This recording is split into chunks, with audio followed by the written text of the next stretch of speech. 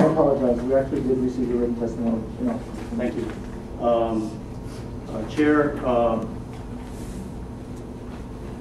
HB 819 proposes to remove a very important aspect of our juvenile justice system, which strikes a balance between public safety and the welfare of children, more specifically juveniles. And the way it strikes this balance is the judge has to look at any number of specified factors in deciding whether this juvenile, in this case as young as 15 years old, is going to be subject to the adult system. Many of you who have dealt with children, either your own children or others, or coached or taught, have long known what experts have suspected, that children are different from adults in terms of their developmental ability, their brain development, their thought process, their emotions, and any number of other characteristics. But now the research is advanced to a degree that physically that has been verified. There are a number of studies, and many of these done not by defense attorneys, they're done by the juvenile justice system, the family courts, medical professionals that look through MRI at the development of the brain process, or the brain development process.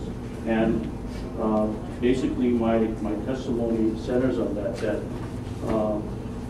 the whole reason that you have a separate system for juvenile justice is because children cannot be dealt with in the same way as an adult.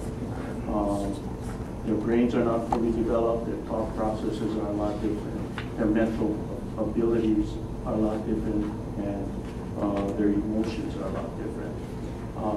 Family court has not hesitated to waive jurisdiction and place juveniles in adult court when it is appropriate and when it takes into account all of the factors. The concern in a case such as the one that's before you seems to be the delay.